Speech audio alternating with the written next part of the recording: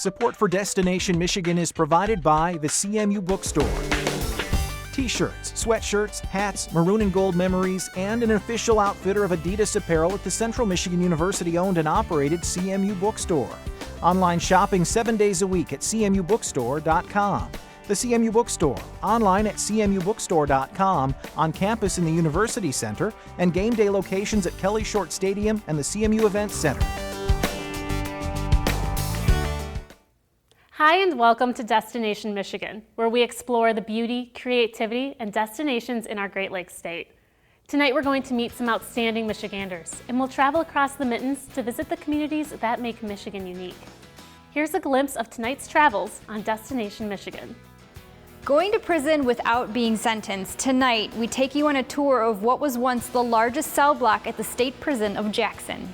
Next, we're braving the cold in Bentley for some ATV and motorcycle ice racing. Coming up, we head to Zingerman's Deli in Ann Arbor and take a bite out of one of their amazing sandwiches.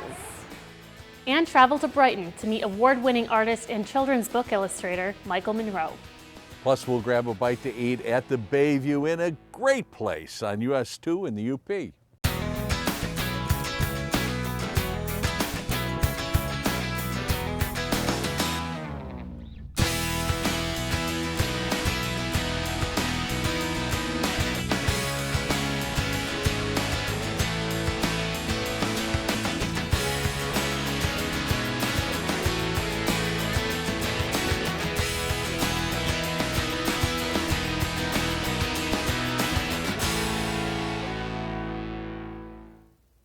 When thinking of interesting places to visit, a prison probably isn't near the top of your list.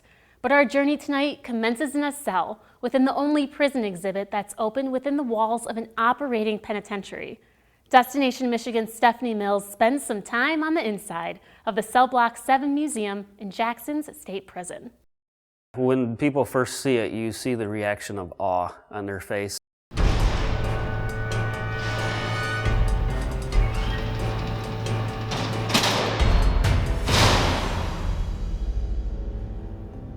Jackson, Michigan is known for many things. It was founded in 1829 and named after President Andrew Jackson. It's referred to as one of the birthplaces of the Republican Party, and for Michiganders, it's known as the home of the Michigan State Prison, which was once the world's largest walled prison. It opened in 1839 and at one point consisted of more than a dozen cell blocks. We're actually in Cell Block 7. There were originally 14 cell blocks when they constructed this, so this is one of the 14. This was built in 1934. It's one of the largest cell blocks on the property. It had 516 cells. From the outside, Cell Block 7 towers over you, but that is nothing compared to what you see on the inside. At one point, nearly every male prisoner in Michigan set foot here.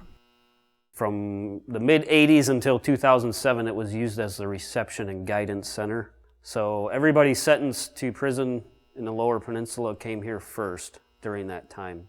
And then they'd be here for 30 days and then get shipped out to their permanent facility. So that's what it functioned as when it closed. This is the door that inmates would walk through as they entered the prison. They'd make their way into the holding cell before getting processed, showered, and eventually taken to their cells. The lights are still bright here, the air is fresh, but things changed drastically as inmates made their way down this hallway and turned the corner towards the inside of the massive cell block. It's very intense walking in here, especially with the size of it. 516 cells, 25,000 square feet, 5 levels of cells. It's really intense when you walk in and just see the magnitude of it.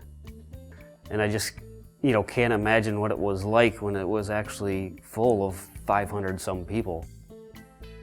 No one really wants to go to prison, but here you really get the feel of what life is like behind bars, inside an actual cell once used by inmates. And that's not all. Standing in the middle of the cell block, you feel very small as you take in the sheer magnitude of being surrounded by hundreds of cells. The cells are all the same exact size as the ones still used in other prisons today. And while inmates spent a lot of time inside the cells, they were allowed to go outside of them for a few hours a day to exercise, eat, and work. The prison system has been pretty unique since it started at the old prison with the manufacturing side of things. It was one of those things where people recognized we need to do something with these guys instead of just having them sit around all day. Prison manufacturing was developed. Prison labor helped build this place. But also once inside the walls, they had machine shop, print shop, textile plant, license plate factory, so they had all kinds of stuff that they were doing here. Inmates also made things like furniture and leather goods here. Some of their creations, including this rocking chair and artworks, are on display throughout Cell Block 7. There are also signs throughout the cell block giving a little bit of history and facts of this place. You can see the history and read about it and find out where this place originated from, why it's here, and what its purpose was. The unique thing about this is the variety of people we're getting. It kind of appeals to just about everybody, all walks of life. You know, it's something that most people have seen or heard about, especially in Michigan. We all know about the big prison in Jackson, but it's been one of those things where normal everyday people can't just walk inside of it. Starting in 1988, the state prison was divided into 4 separate facilities. While Cell Block 7 sits completely empty today, it's still attached to one of the active prisons, making the experience here even more real. As far as we can tell, we're the only prison museum that is in an active facility. So that's unique in and of itself, because usually you go to a prison, it's an old prison that's shut down, no one's around. You know, but when you pull in the parking lot here, you look off to the right and you see an active prison yard and prisoners walking around and things of that nature. So it's a bit different. Sounds of the past echo throughout the cell block with every step you take. There really is a level of mystery and intrigue here that you will not find anywhere else. You know, I just feel like we're walking through time, and it's really neat to do that. You get that wow factor too after they leave. It's like, wow, that was intense, that was cool, that was neat. I didn't know that about this place. Cell Block 7 is run by the Ella Sharp Museum in Jackson. Their hours of operation can be found at cellblock7.org. Next, we're heading north of Jackson to the town of Bentley, a 45-minute drive east of Harrison. Bentley is home to the Valley Trail Riders Motorcycle Club. Gear up and get ready for an intense adventure out on the ice. 65 miles per hour, a 3/8 of a mile long ice track, motorcycles, ATVs, and sidecar machines, and racers from all over the state of Michigan. Welcome to a typical winter Sunday with District 14 ice racing.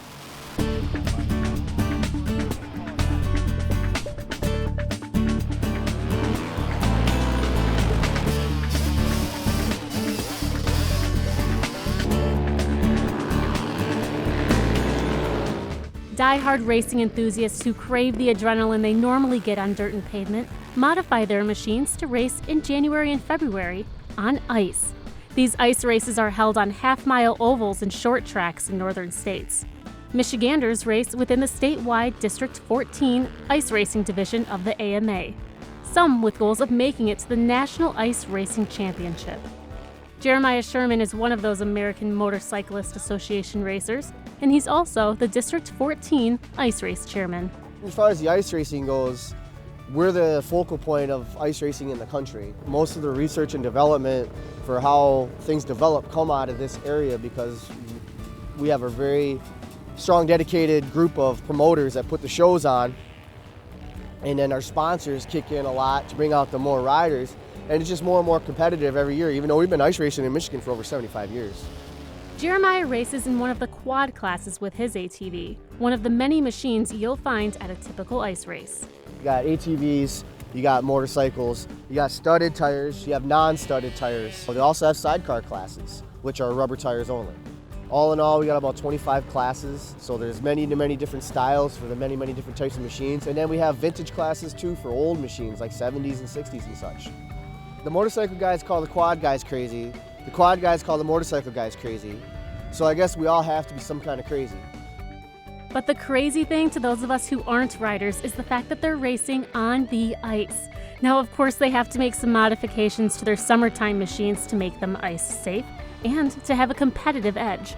For example, the quads have an anti-sway bar to keep all 4 tires on the ground.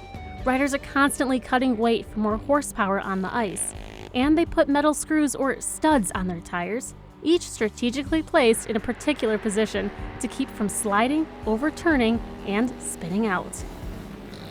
They hook up so good, it's better than if you had a rubber tire on blacktop. We hook up that hard. They're carbide dipped and hardened. They run about $80 per thousand. They're specially made, and it takes about 1,400 screws to do our tires. That'll run you about $120 just for your screws. You really don't use regular tires. There's right tires for it, so you end up having a good mint into this sport. It's a very tough sport. Setup and science is a big part of it. And it's a sport that grabs the attention of all ages, even kids. At races like these, you'll see riders as young as 4 years old. We have a 4-year-old racing in the 4 to 8-year-old 50cc motorcycle class. We have a 4-year-old, 5-year-old, and a couple 7-year-olds, I believe, today. We've had them 4-year-olds, and that's where we start. You know, we're really focusing on getting these young riders back out to the track, because that's what's going to develop our sport in the future, is these young guys. Racing's in you, and there's nothing you can do about it. There's 2 kinds of people. There's people that come out here to have fun, and there's people that come out here to win. And if you come out here to win and you don't, you're not having fun. So, no, we're having fun. We talk a lot of smack. It's fun within our classes because we all know each other and we're from all over the state. But it's a blast. It's Michigan, it's winter time, and most other folks would never leave their house, especially outside of Michigan. So this gives people a reason to, one, come see what's going on in Michigan and why we're crazy and why we're Michiganders. If you're a spectator and you want to come check out some ice racing, I recommend you go to the District 14 webpage. It's www.ama-d14.org, and all our schedules on there. But even more so, we're on the social media. We're really into Facebook. So you go to facebook.com/District 14 Ice Racing, and all our schedules are right there. And you get to see some high speeds, you get to see some low speeds, you get to see some kids, you get to see some hopefully not too serious crashes, and a lot of excitement. And this is competitive. We joke around over here. When we get over there, it's all business. Well, when you hear the city name Ann Arbor, a few things may come to mind right away, like the University of Michigan or the health system. And for foodies across the country, Zingerman's. Destination Michigan's Stephanie Mills shows us why it's not just food that makes this place so special. It doesn't matter if you're Monroe or Marquette. Chances are you or someone you know has been to Zingerman's Deli in Ann Arbor and had one of their amazing sandwiches. Their food is literally world famous, so today we're here to learn more about its beginnings and find out the secret to their success.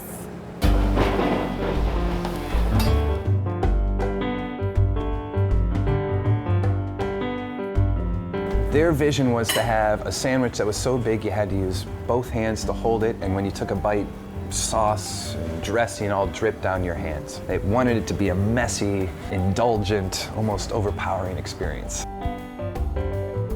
The moment you walk through the front door of Zingerman's Delicatessen located in Ann Arbor's Carytown, you find yourself on sensory overload in the best way possible, thanks to the intoxicating aroma of freshly baked breads, meats, and cheeses.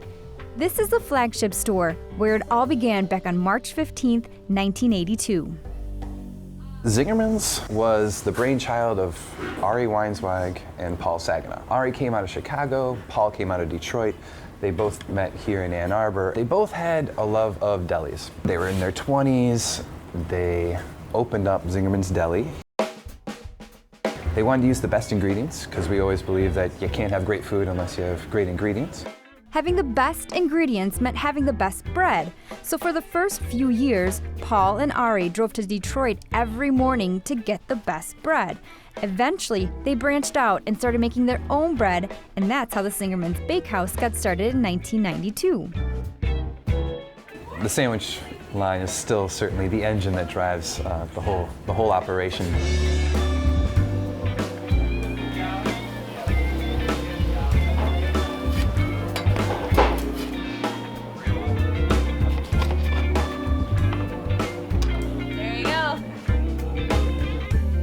But we've become known as one of the best specialty food markets in the world. It started with maybe olive oils and trying to bring in estate olive oils from France and Italy and the UK, especially Spain as well. Cheeses became a really big part, and now we probably carry maybe 300 different cheeses throughout the year. You can find a lot of cured meats that you can't find anywhere else. While the sandwiches are in a class all their own, the Zingerman's experience goes beyond food. For the people who come here, whether it's daily, monthly, or first-timers, it's about discovering something new, great conversations, and carrying on traditions. My mom would always come down to the art fair every summer, and part of her trip was to stop at this place called Zingerman's. And she would mention every time, and I'm like, I don't know, I've never heard of it, you know, but she would say how big the sandwiches were, and she's like, there's always a line. It's packed with people. She's like, but it's okay, it's fun, you know, and the sandwiches are delicious. There's going to be something new that you might get turned on to, that you might have never heard of before, that you might fall in love with. I think that's part of the charm. Since Zingerman's first opened its doors inside this former grocery store, it has expanded throughout Ann Arbor. The company now consists of around 9 businesses, each specializing in something different, including the creamery, coffee, candy, and the Roadhouse, which is its sit-down restaurant. And they're not done trying out something new, as long as it's in the area. There's new businesses kind of and new ideas that are always being worked on all the time. If someone has a really great idea and they're really passionate about it and they make great food, that's really all that counts to us. The sky's the limit. If anything, our only limitation is the boundaries of Ann Arbor. So with the future looking incredibly bright for Zingerman's, it's easy to see and taste why it continues to be a destination for so many. I think really people come here for the food and most importantly for the experience and kind of to be a part of something. You look around, you see all sorts of faces from all different walks of life, and you realize there's just kind of one common thread of food, fun, and flavor that's happening, and that's what makes it such a alluring place, I think.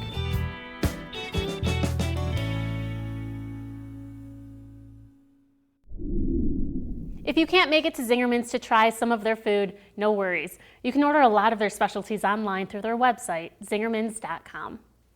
Now his art has been acknowledged by Katie Couric, former President George W. Bush and Mrs. Bush, Mitch Albom, and former Michigan Governor Jennifer Granholm. And you're probably familiar with his work too. Next, we head to Brighton and learn about the colorful career of Michigander Michael Monroe.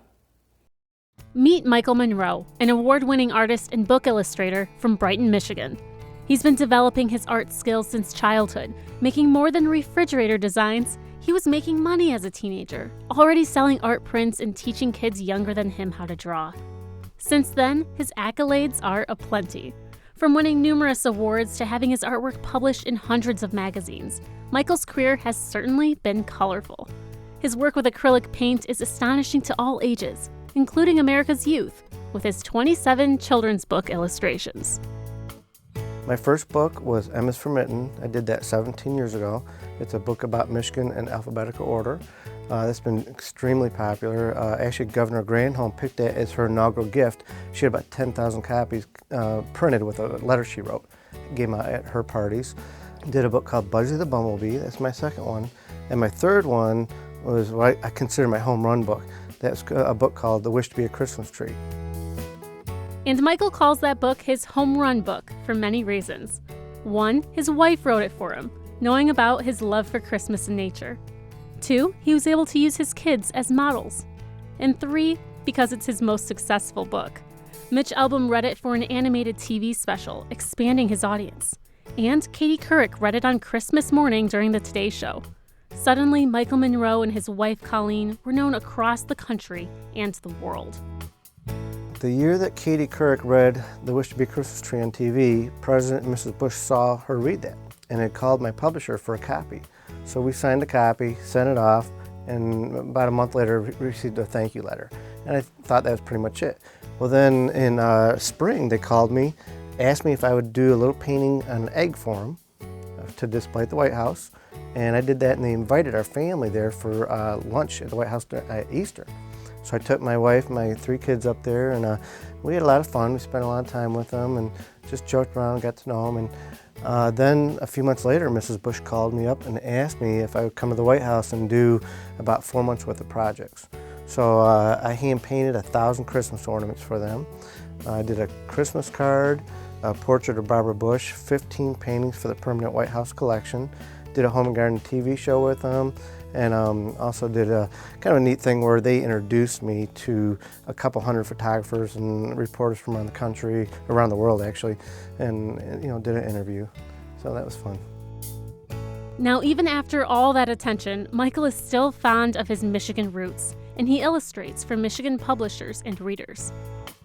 I like that, and I love doing the Michigan books. So I still have a handful of ideas for different Michigan books, and I'm trying to do Michigan books that other people haven't done. Maybe pick up new ideas, because there are a lot of Michigan books out there. I just try to make sure that I do the absolute best job on mine I can. I'm not trying to burn through them and get them done. The last book took me about 2 years, so it's a commitment. With Michael's commitment to creativity, you will continue to find his work in children's books, in art galleries, at art shows throughout our state, and in the classroom, where he still teaches children how to draw, but perhaps with a few more tips than he had as a teenager.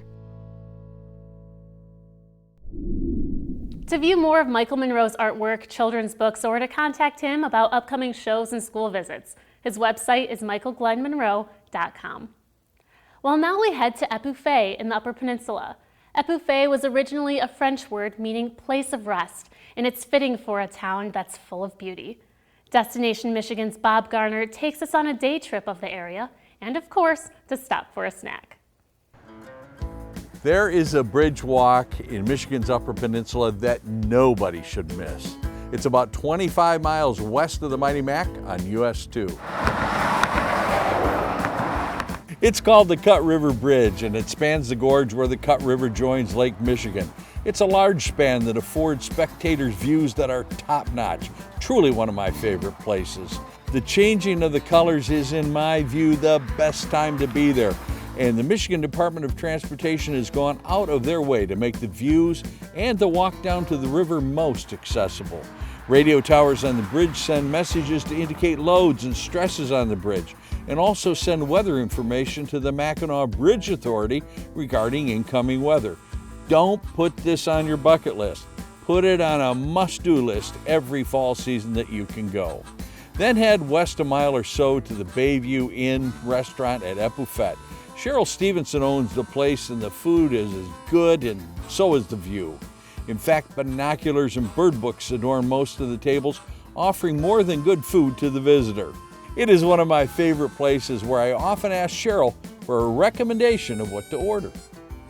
When folks stop here, what is the thing they ask for most often? Is our whitefish. We'd probably sell more whitefish and pasties than anything in the house. Really? And some folks like our grilled stuff, like our grilled chicken dinners are real popular for nighttime, and our charbroiled whitefish is another popular thing that we do for dinners. But at lunchtime, I'd say our hot sandwiches, whitefish is our #1 seller.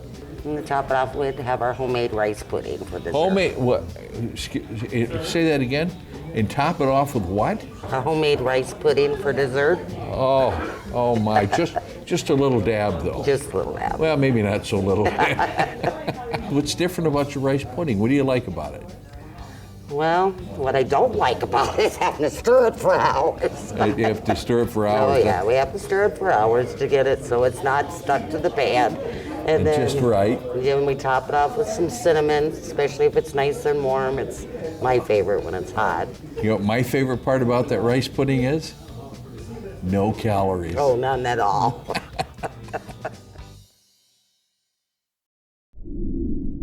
Now we'll conclude our episode with some Destination Michigan trivia for you. Herbrook's Poultry Ranch in Saranac is home to over 6 million hens, making them the largest egg production and processing company in Michigan. As part of their egg producing process, after numerous inspections, they cool the eggs to maintain quality and freshness before sending them out for distribution. For how long do they cool the eggs at less than 40-degree temperatures? Stay tuned for the answer. Support for Destination Michigan is provided by the CMU Bookstore. T-shirts, sweatshirts, hats, maroon and gold memories, and an official outfitter of Adidas apparel at the Central Michigan University-owned and operated CMU Bookstore. Online shopping 7 days a week at cmubookstore.com. The CMU Bookstore, online at cmubookstore.com, on campus in the University Center, and game day locations at Kelly Short Stadium and the CMU Events Center. Our Destination Michigan trivia question for the night. How long does Herbrooks Poultry Ranch cool their eggs for freshness at their production site? The answer is for 36 hours. Then they get shipped out in refrigerated trucks at below 45 degrees Fahrenheit.